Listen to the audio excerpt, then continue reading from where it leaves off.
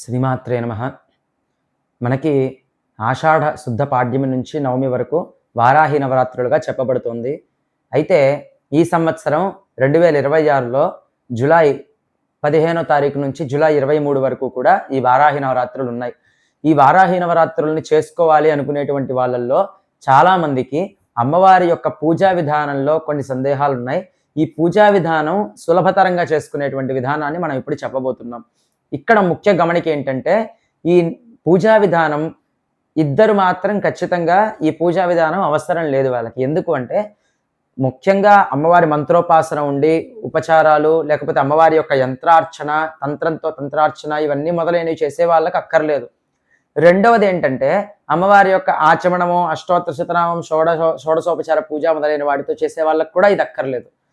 ఇంకొకటి ఏంటంటే, ఈ అమ్మవారి యొక్క పూజ మేము పురోహితుణ్ణి ఇంటికి పిలిపించి చేసుకోగల స్తోమత మాకుంది అనుకునేటువంటి వాళ్ళకు కూడా ఇది అక్కర్లేదు.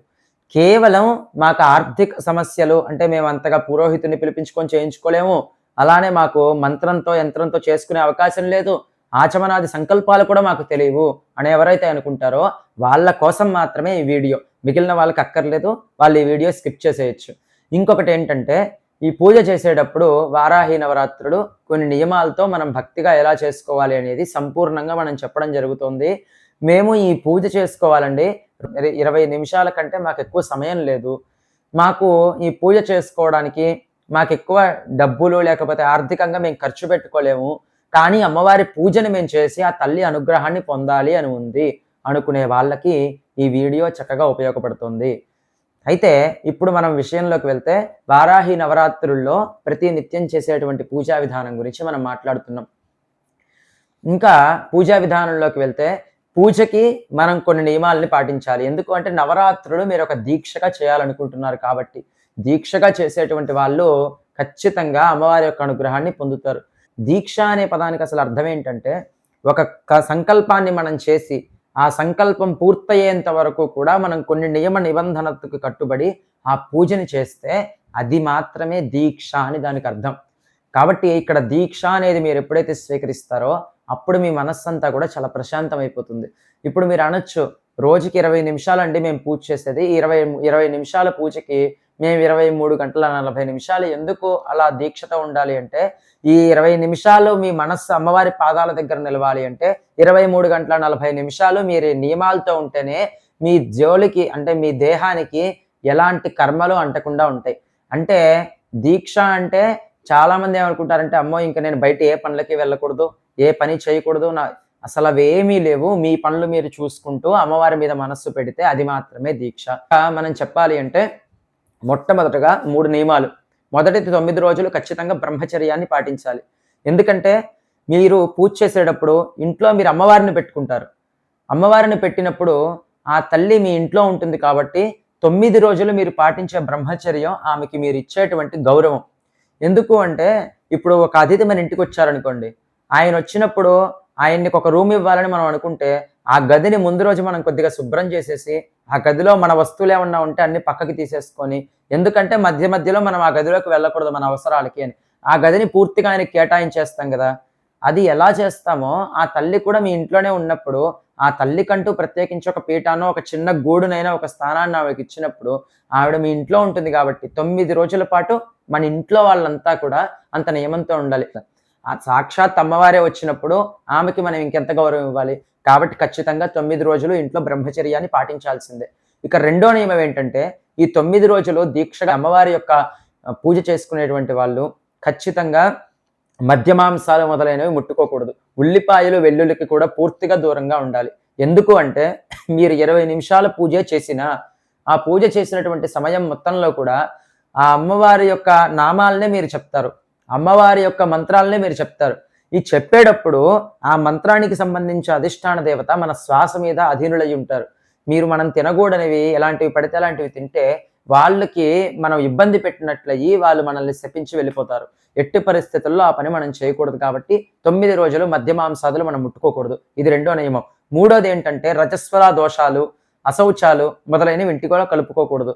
ఆడవాళ్ళు గనక ఒకవేళ పూజ చేయాలని సంకల్పించుకుంటే మేము ఒకవేళ రజస్వల దోషం వచ్చే ఇబ్బందిలో ఉంటే మిగిలిన రోజులన్నీ కూడా నా భర్త కానీ పిల్లలు కానీ ఎవరో ఒకళ్ళు అమ్మవారికి పూజ చేస్తారు అనుకున్న వాళ్ళు మాత్రమే పీఠంగా పెట్టుకొని తల్లి నవరాత్రి దీక్ష చేయండి తప్ప అమ్మవారిని మధ్యలో ఆకలితో ప్రతిరోజు ఉంచడం అనేది అది భావ్యం కాదు.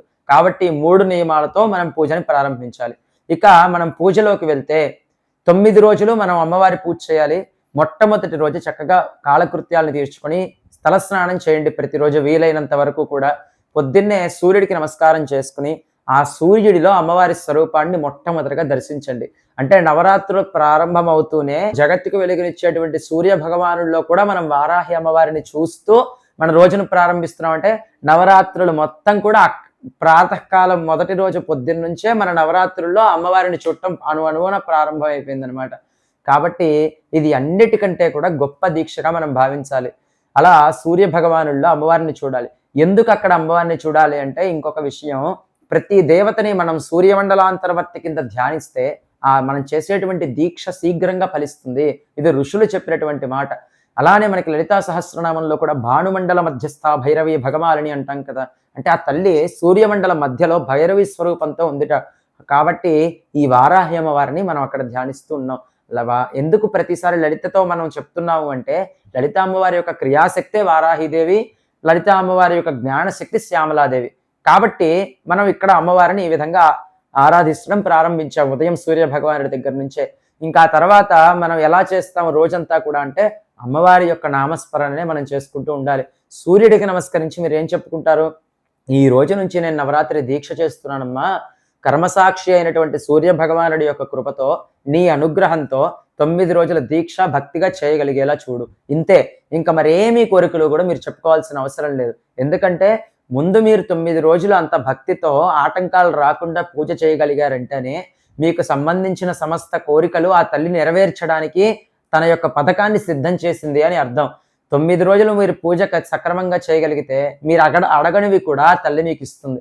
కాబట్టి మనం అమ్మని ఏమీ అడగాల్సిన అవసరం లేదు.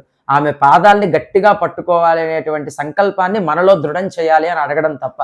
కాబట్టి ఆ విధంగా అమ్మవారిని నమస్కారం చేసుకుని ఉదయం నుంచి సాయంత్రం వరకు కూడా అమ్మవారి యొక్క ధ్యాసలోనే ఉండండి, అమ్మవారి యొక్క ఆలోచనల్లోనే ఉండండి, అమ్మవారి యొక్క మహత్యాల్ని తలుచుకుంటూ ఉండండి, అమ్మవారి నామాన్ని వారాహిదేవి నమః అని శ్రీమాత్రే నమః అని తలుచుకుంటూ ఉండండి. ఆ రోజు సాయంత్రం మనం పూజ ప్రారంభిస్తున్నాం. నవరాత్రి అంటే 9 రాత్రులు కదా. రాత్రి చాలా విశేషమైనటువంటిది. కాబట్టి రాత్రి సమయంలో మనం అమ్మవారి పూజ చేస్తున్నాం. రాత్రి అంటే అర్ధరాత్రులని కాదు, సాయంత్రం 5:30 ప్రదోష వేళ నుంచి సూర్యాస్తమయ సమయం నుంచి 7:30 లోపల అనమాట. ఈ సమయంలో అమ్మవారిని మనం పూజిస్తున్నాం. కాబట్టి మొట్టమొదటగా ఈ పూజకి సంబంధించి ఇప్పటి వరకు దీక్ష 9 రోజులు మనం పాటించాల్సిన నియమాలు చెప్పుకున్నాం. ఇప్పుడు పూజలో ఉండాల్సినటువంటి నియమాలు ఏంటి? ఖచ్చితంగా ఆడవాళ్ళు పూజ చేస్తుంటే మాత్రం ఎట్టి పరిస్థితుల్లో కాళ్ళకు పసుపు రాసుకోకుండా ఎవరూ పూజ చేయకండి. ఆడవాళ్ళు ఖచ్చితంగా తలలో పూలు పెట్టుకోవడం, కాళ్ళకు పసుపు రాసుకోవడం. మీరు అమ్మని పూజించాలి అంటే ముందు అమ్మవారికి మీరు అంత చక్కగా కనిపించాలి. ఆడవాళ్ళకి ఎందుకు ఇట్లా చెప్పడం అంటే మీరు లలితలో చూడండి, సువాసిన్యర్చన ప్రీత శోభనా శుద్ధమానస అంటాం. అంటే సువాసిన్యర్చన ప్రీత అంటే సువాసినుల యొక్క అర్చనకి ఆ తల్లి ఎంతో ఆనందపడిపోతుందిట. కాబట్టి సువాసిని అంటే ఆ తల్లికి ఎలా కనిపించాలి? అంత సువాసిని అని ఆవిడ కనిపించాలి కదా ముందు. కాబట్టి అందుకే ఆడవాళ్ళు పూజ చేసేటప్పుడు మీరే అమ్మవారిలా తయారయ్యి మీరు అమ్మవారి పూజ చేస్తూ ఉంటే చూసే వాళ్ళకి అమ్మవారి పూజ చేస్తుంది అనిపించాలి. అట్లా ఆడవాళ్ళు చక్కగా ఆ తల్లి కోసం, మనం ఎవరెవరో చూసి ఆనందపడాలనుకుంటాం మనల్ని, ఆ తల్లి చూసి ఆహన భక్తురాలు అని అనుకునేలాగా మీరు చక్కగా అలా సిద్ధమయ్యి అమ్మవారి పూజ ప్రారంభించండి. పెళ్లి కాని ఆడపిల్లలైతే కాళ్ళకి పసుపు రాసుకొని లంగావోని మొదలైనవి అలాంటి వస్త్రాలు ధరించి అమ్మవారి పూజ చేయండి. ఇంకా ఈ మగవాళ్ళు చక్కగా పంచతో అమ్మవారి పూజ చేయండి. అమ్మవారికి మిమ్మల్ని చూడగానే నా పిల్లవాడు కుమారస్వామి వచ్చాడురా అనిపించాలి. ఆ విధంగా మీరు అమ్మవారి యొక్క పూజను ప్రారంభించండి. చక్కగా ముందు మీరు ఆ సాంప్రదాయమైన వస్త్రాలన్నీ ధరించడం చేత మన మనస్సు, మన యొక్క దేహము కూడా పవిత్రంగా ఉంటుంది. కాబట్టి ఎప్పుడైతే మీరంత సాంప్రదాయంగా వస్త్రాలను ధరిస్తారో ఆ వస్త్రాలని 9 రోజులు ఎవరు తాకకుండా ప్రతిరోజు ఉతికేసి పక్కన పెట్టుకొని ఆ దీక్షా నియమాల వస్త్రాలుగా భావించండి. అవి పక్కన పెట్టేసుకోండి. ప్రతిరోజు ఎవరు తాకకుండా వాటిని 9 రోజులు కట్టుకోండి. ఎందుకంటే మనం ఈ రోజు అవి కట్టేసుకొని పక్కన పెట్టేసుకొని మళ్ళీ రేపు ఇంకొకటి చేసుకుంటాం. కానీ అవి ఎవరు తాకుంటారో మనమే స్నానం చేయకుండా తాకుండొచ్చు కదా ఒక్కొక్కసారి. అందుకోసం అలా కాకుండా అవి సపరేట్గా పెట్టేసుకోండి. పూజ అయిపోయిన తర్వాత మళ్ళీ మీ రోజువారీ వస్త్రాలు మీరు కట్టుకొని ఇంక చేయండి. ఇలా అమ్మవారి యొక్క పూజకి మనం సిద్ధమయ్యి, అప్పుడు అమ్మవారి పీఠాన్ని సిద్ధం చేయాలి. మొదటి రోజు మాత్రమే ఈ తంతంతా కూడా మీరు పీఠం విషయంలో సర్దాల్సి ఉంటుంది. చక్కగా ఓ పీటను వేయండి. దానిపైన అమ్మవారికి పద్మాన్ని వేయండి. బియ్యపు పిండి, పసుపు, కుంకుమలతో పద్మాన్ని వేసి, ఒక చక్కటి వస్త్రాన్ని దానిపైన పరిచి, దానిపైన ముందు బియ్యాన్ని వేసి, అప్పుడు అమ్మవారి ఫోటో పెట్టండి. విగ్రహాలు, యంత్రాల జోలికి వెళ్ళకండి. అది చాలా పెద్ద ప్రాసెస్ ఉంటుంది. కాబట్టి అమ్మవారి ఫోటోను పెట్టి ఒక చిన్న రాగి ప్లేట్ పెట్టుకొని, దాంట్లో మనం ఎప్పుడైనా ఇంట్లో అమ్మవారి పూజ చేసేటప్పుడు మన దగ్గర ఉంటుంది కదా, అమ్మవారికి సంబంధించినటువంటి రూపు కానీ, లేకపోతే అమ్మవారికి సంబంధించినటువంటి ఏదో ఒక ప్రతిమ కానీ ఉంటుంది కదా, దాన్ని పెట్టుకోండి. వారాహి అమ్మవారనే అవసరం లేదు. లలిత అమ్మవారైనా, లక్ష్మీ అమ్మవారైనా పర్లేదు. ఆ తల్లిలోనే మీరు వారాహిని చూడండి. ఎందుకంటే సర్వము కూడా ఆ తల్లి స్వరూపమే కదా. కాబట్టి ఆ అమ్మవారిని చక్కగా అక్కడ వారాహి అమ్మవారినే ఆ స్వరూపంలో చూస్తూ నమస్కారం చేసుకోండి. మొదటి రోజు మాత్రం గణపతి పూజ చేయాలి. ప్రతిరోజు ఇది అక్కర్లేదు. ప్రతిరోజు గణపతి ప్రార్థన చేస్తే చాలు. ముందు ఈ అమ్మవారిని పీఠాన్ని సిద్ధం చేసుకున్నారు కదా, తర్వాత అమ్మవారి పక్కనే ఒక తమలపాకు వేసి దాంట్లో పసుపు గణపతిని తయారు చేసి పెట్టుకోండి. పసుపు గణపతికి నమస్కారం చేసుకుని, అప్పుడు ఆ పసుపు గణపతికి ముందు తమలపాకు పైన బోర్లించి మహాగణపతయే నమః ఆవాహయామి, ఇంతే. వేరే మంత్రాలు వీటి జోలికి వెళ్ళొద్దు. అలా చెప్పి మీరు గణపతి మనస్సులో భావించండి, ఆ స్వామి మీ ఎదురుగా వచ్చారు అని. అప్పుడు గణపతికి 16 నామాలు ఉంటాయి. 16 నామాలు పూజ చేయండి. ఆ తర్వాత ధూపం అంటే కడ్డీలు చూపించండి, దీపం ఇవ్వండి, నైవేద్యం పెట్టండి. బెల్లం ముక్క కానీ ఏదో ఒక నైవేద్యం పెట్టండి. అలా నైవేద్యం పెట్టి స్వామికి హారతి ఇవ్వండి. హారతి ఇచ్చిన తర్వాత ఈ 16 నామాలే స్వామికి మళ్ళీ ఒక స్తోత్రంగా ఉండి మంత్రపుష్పంగా ఉంటాయి అన్నమాట. ఇవే మంత్రపుష్పంగా స్వామికి వేసి గుంజీళ్ళు తీసి నమస్కారం చేసుకుని మహాగణపతయే, స్వామి దగ్గర అక్షంతలు వేసి మహాగణపతయే నమః అనుకొని, అక్కడ స్వామి దగ్గర మీరు పూజ చేసిన అక్షంతలు ఉంటాయి కదా, అవి తీసుకొని మీ శిరస్సు మీద వేసుకోండి.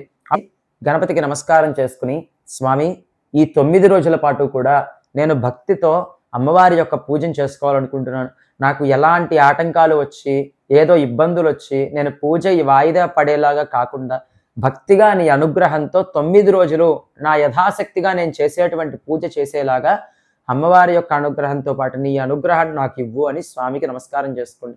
అప్పుడు ఆ స్వామిని తీసి ఈశాన్య భాగంలో పెట్టేసేయండి. ఆ తర్వాత ఇప్పుడు మనం వారాహి అమ్మవారిని పూజించబోతున్నాం. ఎప్పుడు మన ఇంటికి అమ్మవారు వస్తుందా అని మనం ఎదురు చూసేంత భక్తి ముందు మన లోపల కనపడాలి. మనం ఏమనుకోవాలంటే, ఏదో నేను చేసేది చిన్న పూజే కదా, వాళ్ళంతా పెద్ద పెద్ద పూజలు చేసేసుకుంటారు, నేను ఇంత చిన్న పూజ చేస్తున్నాను అని ఎప్పుడూ అనుకోవద్దు. ఆ తల్లికి ముఖ్యమైనటువంటిదే భక్తి. ఈ భక్తి లేక ఎంత పూజ చేసినా ఆ తల్లి పలకదు. కాబట్టి భక్తితోనే మనం అమ్మవారి యొక్క అర్చన ఎప్పుడూ కూడా చేయాలి. ఇక్కడ అమ్మవారి పూజ ప్రారంభిస్తున్నాం. పూజ ప్రారంభించే ముందు ఒక శుభ్రమైనటువంటి ఇత్తడి కానీ, రాగి కానీ, లేకపోతే వెండిదైనా సరే, ఏదైనా సరే ఒక చెంబుతో నీళ్లు పెట్టుకోండి. దాంట్లో చక్కగా పసుపు కుంకాలతో, గంధంతో దానికి బొట్టు పెట్టేసుకొని, లోపల 2 తమలపాకులు, 2 పూలు, 2 అక్షింతలు వేసి దాంట్లో నమస్కారం చేసుకుని, దాన్ని మీ పూజకి వాడేటువంటి కలశంగా పెట్టుకోండి. ఆ నీళ్లు ఎప్పుడు తాగద్దు పొరపాటున కూడా. పూజకి అమ్మవారి నీళ్ళు అవి, అమ్మవారి కోసం మాత్రమే వాడాలి. అలా పెట్టేసుకుని, ఇప్పుడు మీరు అమ్మవారిని పిలుస్తున్నారనమాట. ఒక తమలపాకు తీసుకుని ఆ తల్లి పైన బోర్లించి వారాహీదేవ్యే నమః ఆవాహయామి అని 5 సార్లు అనుకోండి. మీరు చెప్తున్నటువంటి ఈ పదమే ఒక మహామంత్రంగా పనిచేస్తుంది. ఆవాహయామి అంటే, తల్లి మా ఇంటికి వచ్చి 9 రోజులు నా పూజని స్వీకరించు. నేను ఏదేదో మంత్రాలు రావు, తంత్రాలు రావు, యంత్రాలు నాకు ఇవన్నీ తెలియదు. నాకు వచ్చిన పద్ధతిలో నేను నిన్ను పూజించుకోవాలనుకుంటున్నాను. మా ఇంటికి రామ్మా అని మీరు అమ్మవారిని భక్తిగా మనస్సులో వేడుకోండి. అదే మీరు ఆ మంత్రంతో అమ్మవారిని ఇంటికి పిలిచినట్లు. కాబట్టి అమ్మవారి ఖచ్చితంగా ఆ పూజ మండపంలోకి వచ్చి మీ ఎదురుగా కూర్చుంటుంది. అలా కూర్చున్న తర్వాత మీరు అమ్మకి నమస్కారం చేసుకోండి.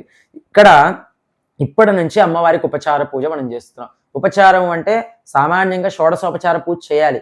కానీ మనం అంత షోడశోపచార పూజకు కావాల్సిన వస్తువులు, ద్రవ్యాలు ఇవన్నీ ఏర్పాటు చేసుకునే శక్తి అందరికీ ఉండదు కదా. కాబట్టి మనం పంచోపచార పూజ చేయబోతున్నాం. అందుకే అమ్మవారికి లలితా సహస్రనామంలో కూడా పంచసంఖ్యోపచారిణి అని చెప్పారు. 5 ఉపచారాల తల్లికి ప్రధానంగా చెప్పబడుతున్నాయి. ఇప్పుడు మొట్టమొదటగా అమ్మవారు మీ ఇంటికి వచ్చి మీ ముందు కూర్చుంది. మీరేం చేస్తారు? ఎవరైనా ముత్తైదువు మన ఇంటికి వస్తే పూర్వకాలం పెద్దవాళ్ళు చక్కగా వాళ్ళ ముత్తైదువు కాళ్ళకు పసుపు రాసి, ఆవిడ గొంతుకు గంధం రాసి, నుదుట బొట్టు పెట్టేవాళ్ళు. ఇప్పుడు మీరు ఏం చేస్తారు అంటే, ఆ తల్లి మీ ఎదురుగా కూర్చుంది, ఆమె పాదాలకు పసుపు రాయాలి. కొద్దిగా ఆ రూపు దగ్గర మీరు ఏ రూపుకు పూజ చేస్తున్నారో ఆ రూపు దగ్గర పసుపు వేయండి. కొద్దిగా కుంకుమ వేయండి. దానికి కొద్దిగా గంధం బొట్టు పెట్టండి. అంటే ఆ తల్లికి మీరు చేశారు అన్న భావన, భావనా మాత్ర సంతుష్టాయే నమః లలితా అష్టోత్తరంలో చెప్పినటువంటి మాట. మన భావన మాత్రం చేతనే సంతుష్టి చెందే తల్లి ఆ జగన్మాత. కాబట్టి ఆవిడకి చక్కగా మీరు ఆ గంధాన్ని సమర్పించండి. మగవాళ్ళు పూజ చేస్తున్నారనుకోండి, ఆ తల్లి మీకిట్లా చేయి పెట్టినట్టు, ఆ తల్లి చేతికి మీరు గంధం రాసినట్లుగా భావించుకోండి.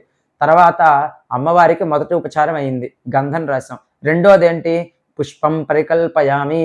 చక్కగా అమ్మవారికి పుష్పాన్ని సమర్పించండి. ఒక పుష్పం ఒక పుష్పమాలని అమ్మవారి యొక్క ఫోటోకి వేయండి. పూలమా ఒక పూలమాల కానీ, లేకపోతే ఏదైనా ఒక పువ్వు కానీ అమ్మవారికి సమర్పించండి. ఇది ఎలా భావించుకోవాలి మనం అంటే, ఆ అమ్మవారికి మీరు చెయ్యిలా అమ్మవారి చెయ్యి చాచితే, ఆ తల్లి చేతిలో మీరు పూలమాల పెడితే, అమ్మవారు దాన్ని తీసుకొని తన యొక్క సిగలో పెట్టుకున్నట్లుగా మీరు భావించండి. అమ్మవారు ఒక సుమంగలికి అంటే ఒక సువాసిని మన ఇంటికొస్తే ఎలా చేస్తామో అలానే చేయాలి.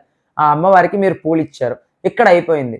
ఇక్కడ మనం అమ్మవారి అష్టోత్తరం చదువుకోవచ్చు. నోరు తిరిగిన వాళ్ళెవరైనా ఉంటే వాళ్ళకి చక్కగా అమ్మవారి యొక్క అష్టోత్తరం మనకి చాలా ఫోన్లలో, యాపుల్లో, పుస్తకాల్లో కూడా లభిస్తోంది కాబట్టి తప్పులు లేకుండా నోరు తిరిగే వాళ్ళు మాత్రమే చదువుకోండి. అది తెలియని వాళ్ళకి అమ్మవారి ద్వాదశ నామ స్తోత్రము అని ఒకటుంది. అది లలితా సహస్రనామం, లలితా త్రిశతి ఇవన్నీ మనం ఏ బ్రహ్మాండ పురాణంలో అయితే చదువుతున్నామో, అదే బ్రహ్మాండ పురాణంలో, అదే లలితోపాఖ్యానంలో, అదే హయగ్రీవ స్వామి 12 నామాలనిచ్చారనమాట. వారాహి ద్వాదశ నామ స్తోత్రంగా చెప్పబడింది. కాబట్టి ఈ వారాహి ద్వాదశ నామావళిని మనం భక్తిగా చదువుకోవచ్చు. ఈ స్తోత్రంలో 12 నామాలుంటాయి.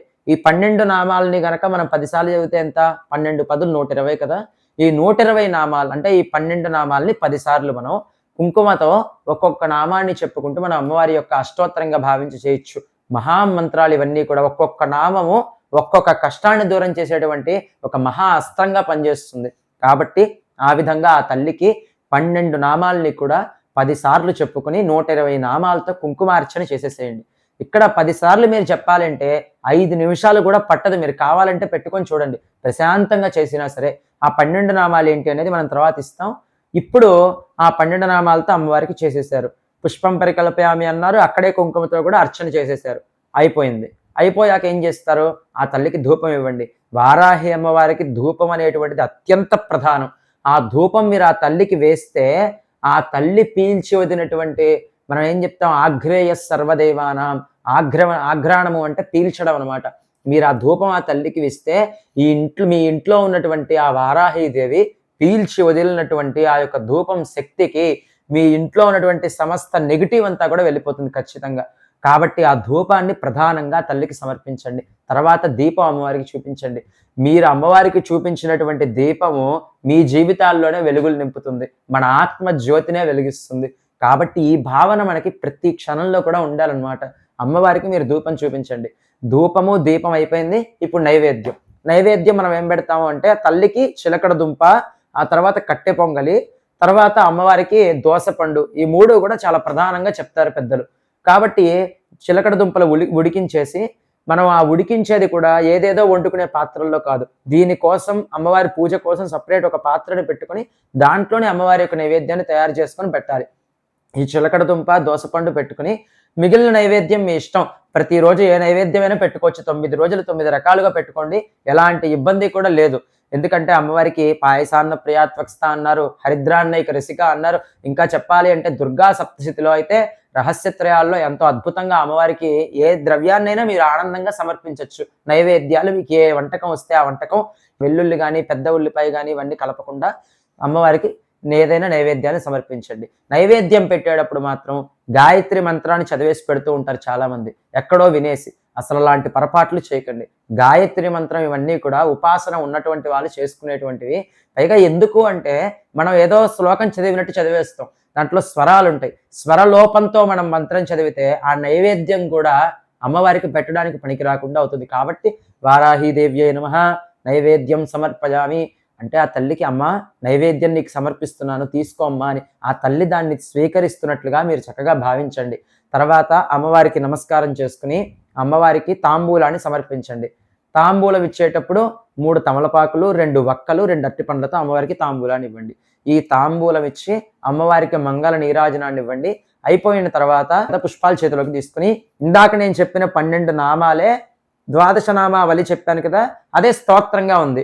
ఆ స్తోత్రాన్ని చెప్పేసుకుని అమ్మవారి దగ్గర మంత్రపుష్పంగా వేసేసి 3 సార్లు ఆత్మ ప్రదక్షిణం చేసుకుని తల్లికి నమస్కారం చేసుకుని అక్షతలు చేతిలోకి తీసుకొని నీళ్లు వేసుకుని అనేన యథాశక్తి ఆచరిత వారాహి నవరాత్రి సమయే, ఏ రోజో ఆ రోజు ప్రథమ దివసే, ద్వితీయ దివసే, తృతీయ దివసే, ఇలా 9 రోజులు కూడా యథాశక్తి పూజయాచ అని చెప్పాలి. అసలు ఎంత అర్చన చేసినా, మహార్చన చేసినా సరే యథాశక్తి అనే చెప్పాలి. ఎందుకు అంటే ఆ తల్లికి ఉపచారం చేసి అమ్మవారికి ఇంక ఎవ్వరు చేయలేనట్లుగా మహార్చన చేసే అంత శక్తి ఎవరికి కూడా లేదు. మనం అనుకోవడానికి మహాశ్రీచక్రార్చన, మహాయంత్రార్చన అంటాం, కానీ అవన్నీ యథాశక్తి. ఎందుకంటే మనకి లలితలో చూడండి, మహాచతుషష్టి కోటి యోగిని గణసేవిత అన్నారంటే 64 యోగిని సమూహాల చేత అర్చింపబడుతుంది ఆ తల్లి. అసలు అంత శక్తి, అలా చేయగలిగే శక్తి మనకుందా? 64 సమూహాలతో మనం చేయగలం, కానీ 64 మంది యోగినం మనం ఎవరన్నా కాగలమా? కాలేం కదా.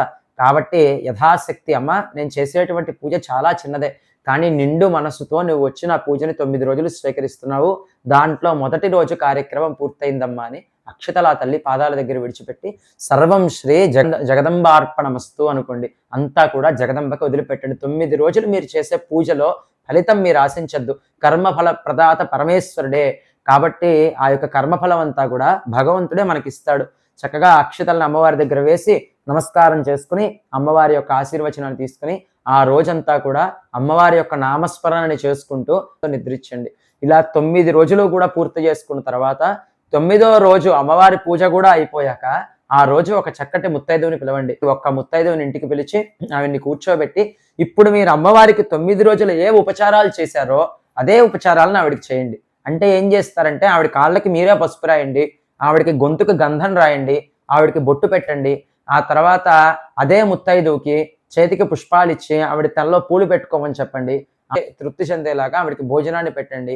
సకల మర్యాదలను ఆవిడకి చేసి ఆ తర్వాత తాంబూలాన్ని, ఒక వస్త్రాన్ని ఆవిడ చేతికి ఇవ్వండి. ఆవిడ తాంబూలం, వస్త్రం ఇది తీసుకున్న తర్వాత ఆవిడ ఆశీర్వచనాన్ని మీరు తీసుకోండి. అలానే అమ్మవారి యొక్క స్వరూపంగా ఆవిడ్ని భావిస్తూ చేయండి. చేసేటువంటిదంతా కూడా 9 రోజులు మీరు మనస్సులో అమ్మవారి యొక్క పూజను చేశారు. చేసినందుకు ఆ తల్లి మిమ్మల్ని అనుగ్రహించి తన నిజస్వరూపంతో మీ ముందు ప్రత్యక్షమయ్యి ఆ ఉపచారాలని స్వీకరిస్తోంది అన్న భావంతో ఆవిడని అర్చించండి. ఆవిడ మీ స్నేహితురాలే అవ్వచ్చు, ఎవరైనా అవ్వచ్చు, కానీ చేసేటప్పుడు మాత్రం ఆవిడ ఉన్న స్థానం సాక్షాత్ అమ్మవారిగా భావించి చేయండి. అలా ఆవిడకి కూడా చెప్పండి, ఈరోజు మీరు వీలైతే ఉపవాసం ఉండండి, కుదిరితే ఏవి కూడా తీసుకోకుండా ఉండండి అని చెప్పండి. ఉపవాసంతో లేకపోతే ఆవిడ సాత్వికాహారం తినగలిగితే సాత్వికాహారంతో చక్కగా ఉండి అలాంటి ముత్తైదుని పిలుచుకొని చేయండి. ఆ విధంగా ఆవిడికి అన్ని ఉపచారాలు కూడా చేసి ఆవిడ ఆశీర్వచనం తీసుకోండి. ఆ తర్వాత 10వ రోజు పొద్దున్నే అమ్మవారికి నమస్కరించి వారాహి అమ్మవారికి వారాహిదేవ్యై నమః యథాస్థానం ప్రవేశయామి. ఇంతే. ఇక్కడ మనకి మంత్రాలు ఏమీ కూడా అక్కర్లేదు. మంత్రం లేకుండా చెప్పచ్చు. శ్లోకాలు చెప్పచ్చు, కానీ శ్లోకాల్లో మనం తప్పులు చెప్పామనుకోండి అంత అవసరం లేదు కదా. కాబట్టే శ్లోకాలు చెప్పకుండా నేను కేవలం ఉపచారం యొక్క పేరుతోనే పూజ చేసుకోవచ్చు అనమాట. ఇది అమ్మవారి యొక్క అనుగ్రహం మనకి లభిస్తుంది ఖచ్చితంగా. అందుకోసమని యథాస్థానం ప్రవేశయామి అని చెప్పి అమ్మవారిని కదిలించండి. ఇవంతా కూడా మనం తర్వాత ఒక PDF రూపంలో పెడతాము. ఖచ్చితంగా అవి కూడా చూడండి. మనం దీంట్లో డిస్క్రిప్షన్లో కానీ లేకపోతే ఒక పోస్ట్ రూపంలో కానీ మనం దీన్ని అందజేస్తాం. ఈ విధంగా ఆ తల్లిని మీరు పూజించి యథాస్థానం ప్రవేశయామి అని ఆ రోజు 10వ రోజు అమ్మవారి యొక్క రూపు తీసి పక్కన పెట్టేసుకోండి. ఈ అమ్మవారి కుంకుమ ప్రతి ఒక్కళ్ళు ప్రతిరోజు ధరించండి.